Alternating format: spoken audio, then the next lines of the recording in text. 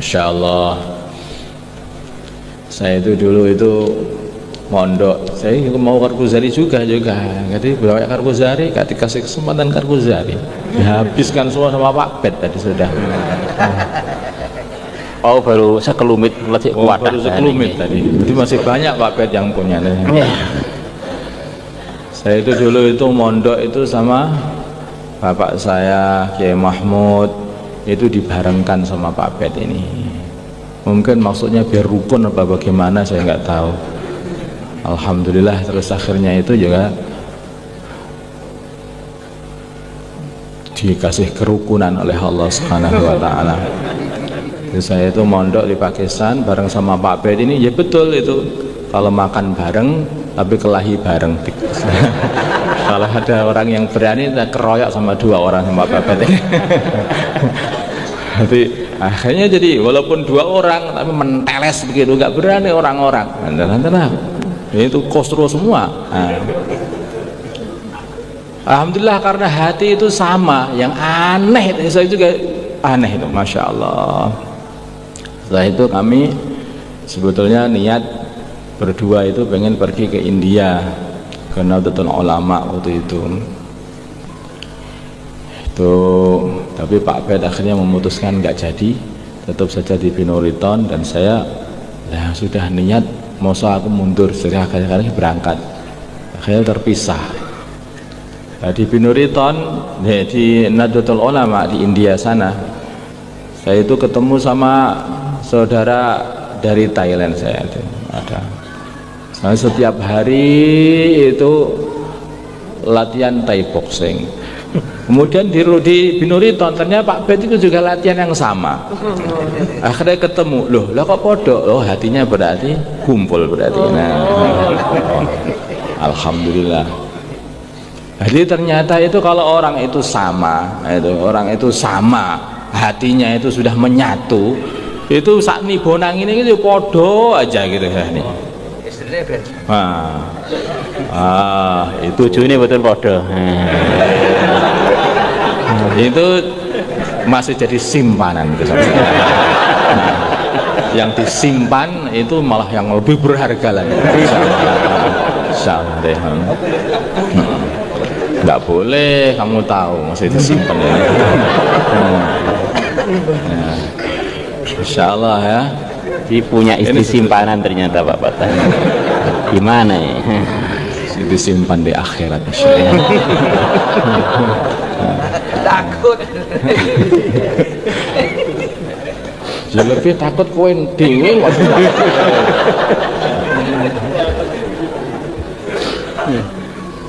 Para santri hadirin, para kiai yang dimuliakan Allah Subhanahu wa taala.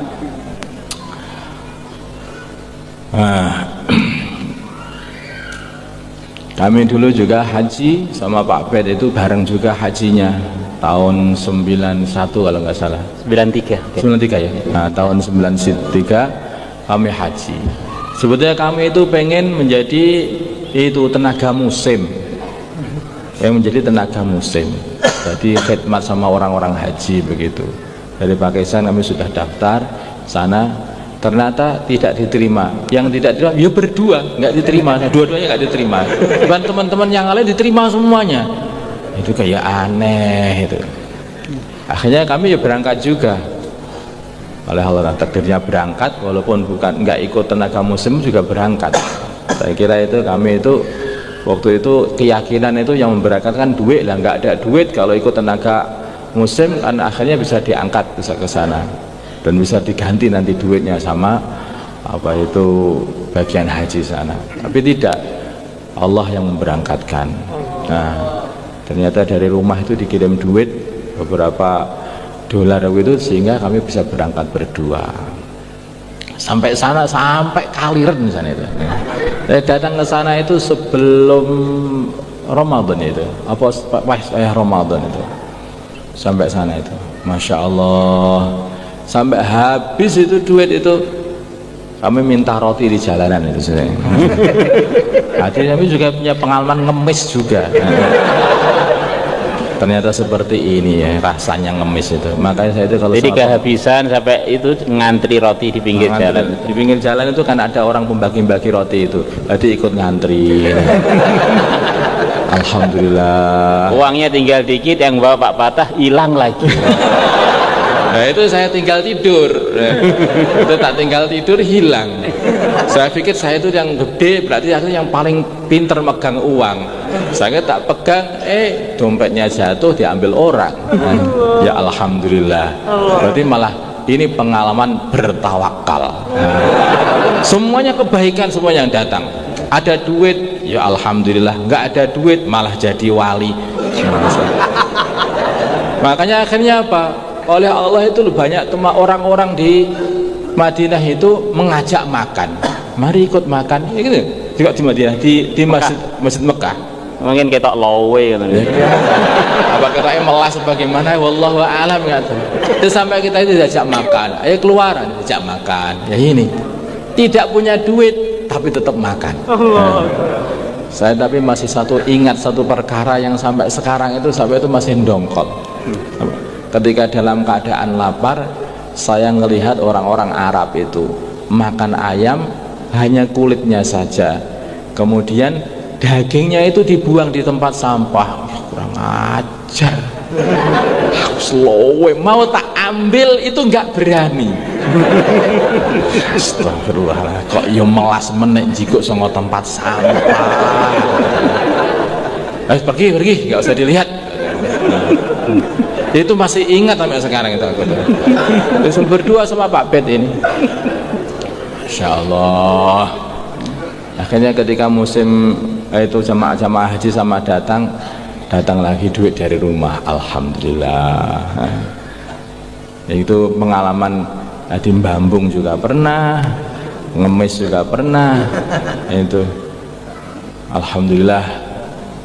Jadi makanya kalau orang itu maunya enak saja, nggak pernah apa itu merasakan rekoso. Lah itu dengan rekoso sedikit saja sudah putus asa nanti akhirnya itu. Makanya santri itu, masya Allah, jangan menyenye itu loh. Menyenye itu apa toh? Apa itu Cengeng. Cengeng. Baju yo belinya mau santri putra, baju masa harganya 400.000. Loh, itu apa? Nggak punya duit, dikredit lagi. Ini ada seperti itu.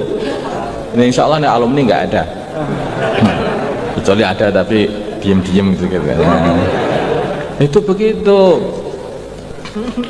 Alhamdulillah baju saya ini juga saya nggak pernah beli baju. Biasanya saya pakai baju itu juga baju biasanya bekasnya kayak Uzairon dulu. Saya keluar setahun juga pakai baju beliau. Dan juga sampai baju ketika saya baru pengantin baru pertama itu tahun 2000 itu sampai saya masih saya pakai sekarang itu kan. Berarti sudah berapa? Sudah 17 tahun. Terus saya pakai juga. Kamu nggak tahu kan? Kelihatannya masih bagus kan? Nah orangnya ganteng akhirnya.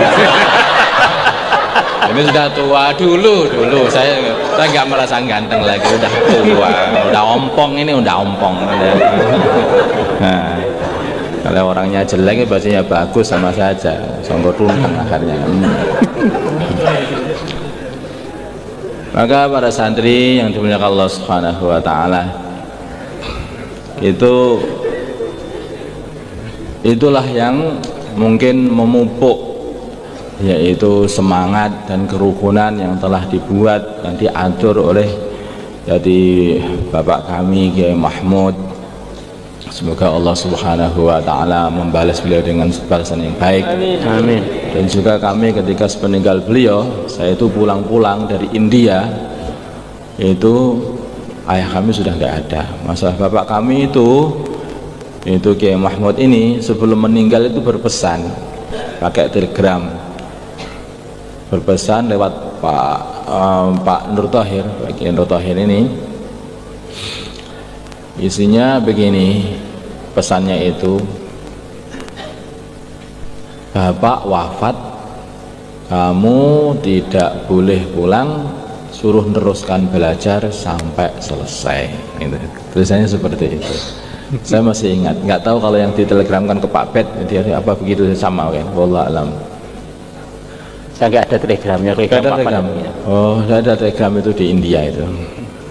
Nah terus saya itu pulang sudah nggak ada ya seperti manuk enom itu, tapi yang ada alhamdulillah itu Kiai Uzairan sebagai pengganti ayah kami, bisa ngeramut kami juga, sehingga kami juga dididik dengan pendidikan yang tidak kalah kerasnya, bahkan melebihi kerasnya sama bapak kami. Alhamdulillah. Memang orang yang Badung itu harusnya dididik dengan keras. Nah, jadi Pak Patah itu pengalamannya mulai kecil pokoknya bagian dimarahi terus oleh ayah dan oleh Pak Yai Uzairon. Jadi saya itu paling banyak dimarahi sama Kiai Mahmud, kemudian Kiai Mahmud nggak ada, saya kira sudah nggak ada yang marahi, tambah lagi lebih keras lagi Kiai Uzairon marah ya habis-habisan. Alhamdulillah. Tapi saya suka. Saya itu kalau nggak dimarahi sampai ketagihan dimarahi itu. Paling susah bukan kalau dimarahi, paling susah kalau didiemin. Waduh, itu sudah susah. Rasanya dunia itu habis itu sudah. Kadang-kadang ini nggak diajak bicara sudah itu paling susah itu. Kita dulu ngaji dengan Pak Patah bareng bahasa Arab pada ayah kami bawa pecut. Saya kalau suruh baca kan cepet baca, kalau Pak Patah lambat oleh bapak kami, Pak Patah dipecut. Terus saya bilang syukur. Pak Patah lewat balik buku, gak kroso. Jadi memang jagoan, kalau gak dipecuti gak anu. Nah, itu memang pantasnya dimarahi itu. Lah aku kan bilang itu gak kroso. Tapi saya tutupi kitab, bilang sama Ngobet itu. Enggak kroso. Lah Ngobet lah, Pak, katanya enggak kroso.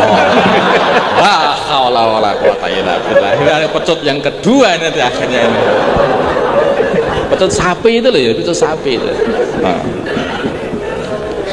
Langsung ternyata saya sudah siap. Wah, ya pecut sudah. Ternyata tidak dipecutkan lagi. Kayak terus bapak kami itu mengatakan, loh itu tadi nggak saya kenakan ujungnya kok. Alhamdulillah, katanya enggak itu. Bagi Mahmud itu kalau menjederkan pecut itu keluar apinya, jeder itu keluar apinya ke ujungnya itu. Kalau di waktu malam itu nggak tahu itu apa ilmu dudeng atau kebetulan, paling kebetulan juga. Ya itu alhamdulillah itu sebelumnya pengalaman kami, dan kami senang sekali kita bisa rukun seperti ini insyaallah ya. Dan kami juga harapkan santri-santri kami, alumni semuanya ini juga rukun dalam gerak untuk memperjuangkan agama. Kita ini harus punya jasa untuk Islam. Kita ini sudah dipelihara oleh Islam, dididik oleh Islam, ya dah, diberi akhlak dengan akhlak Islami, maka jangan sampai kita ini melenceng dari akhlak Islami. Akhlak Islami itu bagaimana, betul? Sudah mudahin aja, kelembutan.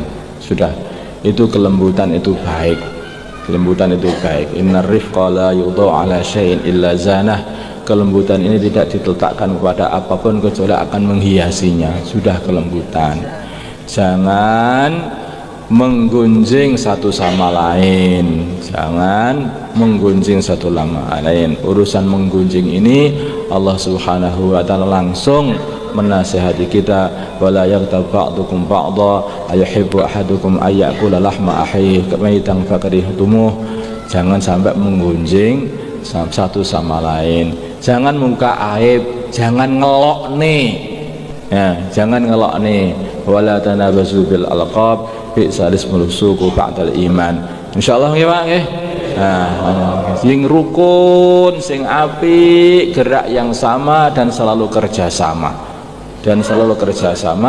Supaya nanti ini santri-santri dan supaya nanti alumni-alumni semuanya dan para kiai di sini ini bisa mewarnai dunia ini, bukan hanya Indonesia, dunia ini dengan kebaikan-kebaikan, dengan akhlak-akhlak yang mulia, seperti halnya dulu baginda Nabi kita Muhammad SAW datang ke dunia ini untuk menyebarkan akhlak yang mulia.